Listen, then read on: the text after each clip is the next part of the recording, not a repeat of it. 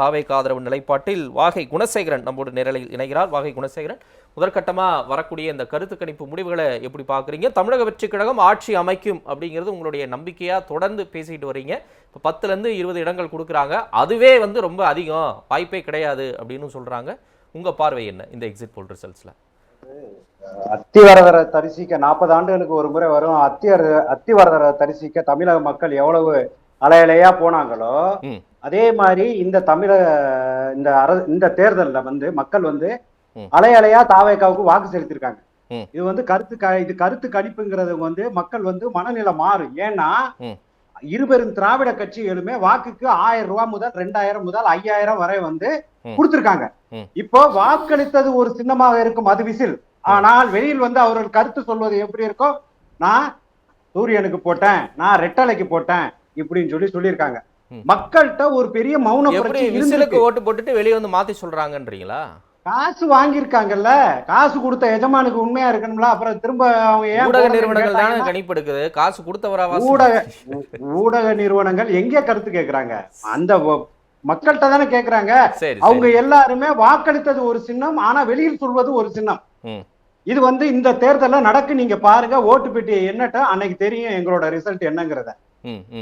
கண்டிப்பா அந்த மாதிரி இருக்கு. ஏன்னா இன்னைக்கு மக்கள் அவ்வளவு ஒரு மாற்றம் வேணும். இந்த ஊழல் லஞ்சம் இங்க மிகுந்து குறையோடி இருக்கிற இந்த இதுக்கு ஒரு மாற்றம் வேணும். ரெண்டாவது, நம்ம எவ்வளவு பொறுக்கித்தனம் பண்ணலாம், எவ்வளவு மொல்லமாரித்தனம், எவ்வளவு லஞ்சம் பண்ணலாம், ஊழல் பண்ணலாம், எவ்வளவு கொள்ள என்ன வேணாலும் ஆவேசமா பேசுறீங்க. இல்ல ஆவேசம் இல்ல, இது நிதர்சனமான உண்மை.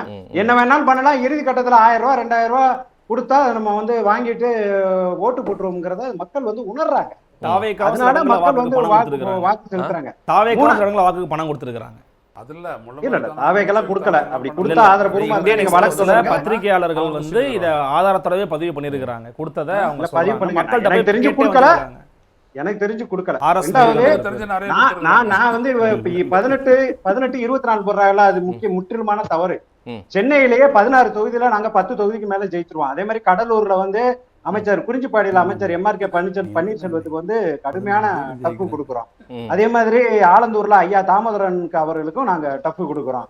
திருக்கோவிலூர்ல அண்ணன் பரளி பாலாஜி உறுதியா வெற்றி பெறாப்புல, விக்கிரவாண்டியில அண்ணன் விஜய் வடிவேல் உறுதியா வெற்றி பெறாப்புல, புதுக்கோட்டையில அறந்தாங்கியில தெரிப்பும் வெற்றி பெறாரு, முகமது பர்வேஸ் அறந்தாங்கிலையும் வெற்றி பெறாரு.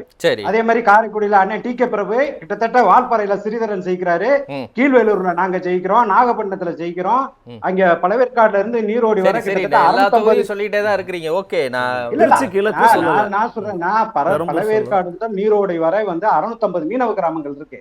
இந்த மீனவ கிராமங்கள்ல ஃபுல்லா எங்க தலைவருக்கு இன்னைக்கு தமிழக அரசியல்ல ஒரு மிகப்பெரிய வரவேற்பு இருக்கு. மக்கள்கிட்ட ஒரு எழுச்சி இருக்கு. நான் என்ன சொல்றேன்னா, 2004 இப்படித்தான் இந்தியா ஒளிர்கிறதுன்னு சொல்லிட்டு அடல் பிகாரி வாஜ்பாய் அவர்கள் மீண்டும் ஜெயிப்பாருன்னு சொன்னாங்க கருத்து கணிப்பு. ஆனா என்ன ஆச்சு?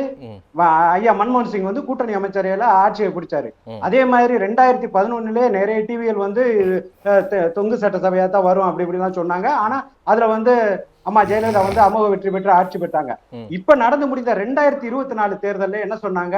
403 வெற்றி NDA கூட்டணி அமோக வெற்றி பெறும்ட்டாங்க. ஆனா இப்ப ஒரு கால் ஐயா நிதிஷ்குமார் கையிலையும் ஒரு கால் ஐயா சந்திரபாபு நாயுடு கையிலையும் இருக்கு. இல்லைன்னா ஒரு 2 காலு தான் ஐயா மோடியோடது. தேவைப்பட்ட 3வது காலா தமிழ்நாட்டுல இருந்து கூட ஆதரவு போங்க, அந்த அளவுக்கு லிங்க்ல இருக்காங்க.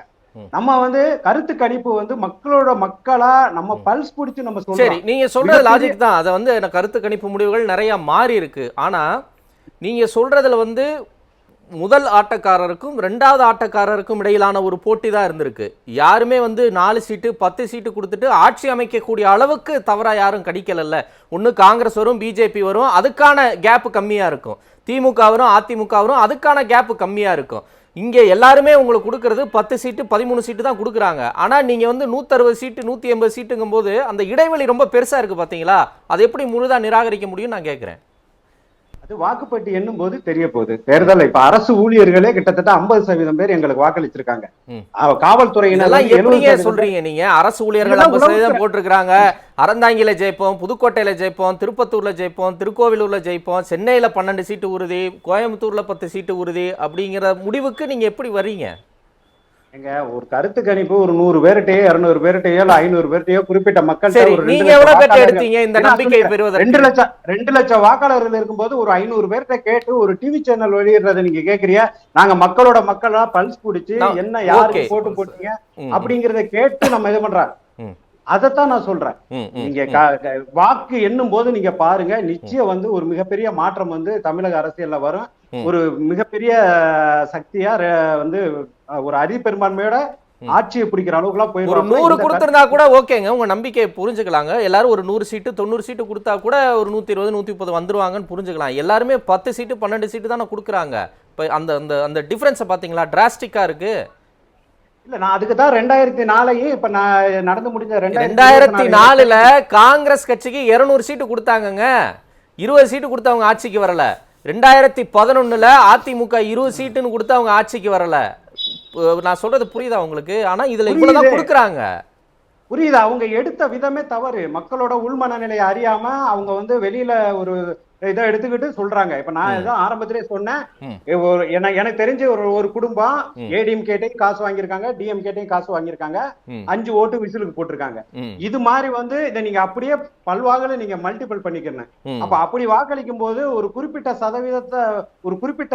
சதவீத மக்கள்கிட்ட மட்டும் கருத்து கேட்டு அதை கருத்து திணிப்பா தான் பார்க்கணுமே தவிர கருத்து கணிப்பா நம்ம பார்க்க முடியாத ஒரு சூழ்நிலை. மே 4 அன்னைக்கு ஒரு பெரிய மௌன புரட்சி ஏற்படுத்த போகுது.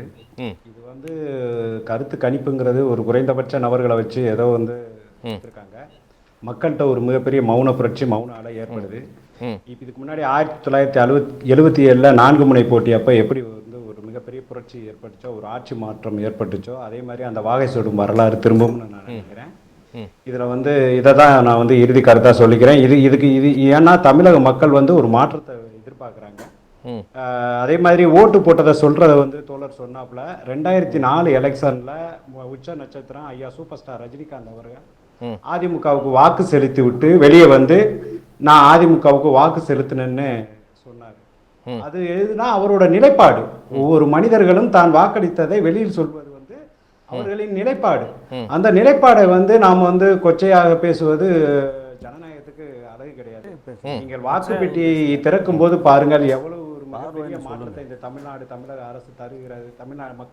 தமிழ்நாடு அரசு புது அரசாக அமைய தளபதி விஜய் தலைமையில் அமைவதற்கு வாக்களித்திருக்கிறார்கள் என்பதை நீங்க உணர்வீர்கள் என்று நான் சொல்லிக் கொள்கிறேன். குணசேகரன், மகிழ்ச்சியா இருப்பீங்க. அதோட 2 வார்த்தை சொல்லிட்டீங்கன்னா. சார், அன்னைக்கு எம்ஜிஆர் காலத்துல பாட்டியை கட்டிப்பிடிக்க அதெல்லாம் வந்து நடைமுறைக்கு சாத்தியமா இருந்துச்சு. அதனால ஐயா வந்து வயக்காட்டுல இறங்கி எம்ஜிஆர் பண்ணார். இன்னைக்கு வந்து மக்கள் வந்து யாரும் அறியாமையெல்லாம் இல்லை, அவேர்னஸ் இல்லாம எல்லாம் இல்லை. எல்லாருமே என்ன நடக்குது, ஆட்சியாளர்கள் என்ன பண்றாங்க, என்ன பண்ணக்கூடாது, என்ன பொய் சொல்றாங்க, என்ன ஏமாத்துறாங்க, என்ன பண்ணாலும் நம்ம 1000 ரூபா 2000 ரூபா வாங்கிட்டு ஓட்டு போட்டுருவோம் அப்படிங்கிற ஒரு எண்ணத்துல இருக்கிறவங்களுக்கு நாம தக்க பாடம் கற்றுக் கொடுக்கணும். நீ அரசியல்வாதியா இருக்கீங்கன்னா மக்களாகிய நாங்களும் அரசியல்வாதியா மாறுவோம். நீ வந்து ஒரு கவர்மெண்ட் ஜாப்புக்கு என்கிட்ட காசு வாங்குற, அப்போ ஓட்டு கேட்கறதுக்கு நீ காசு கொடுக்கும்போது நான் எதுக்கு போடணும்? அது புது வரவா, ஒரு புதிய திசையா, ஒரு புதிய விசையா ஒரு வந்து விஜய் அவர்களை தேர்ந்தெடுப்போம். அவர் வெற்றி தலைவர் தலைமையில இந்த தமிழ்நாடு அரசு எப்படி நடக்குதுங்கிற பார்க்கணுங்கிறது நான் சொல்றது.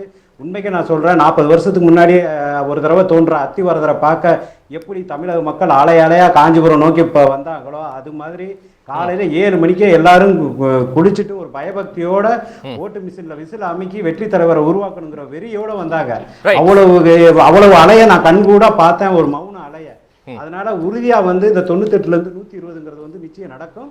இது வந்து ரொம்ப கம்மி. என்னை பொறுத்த வரைக்கும் 120 இருந்து 140 வரை அவர் வந்து சீட் கன்வர்சேஷன் ஆகுவாரு.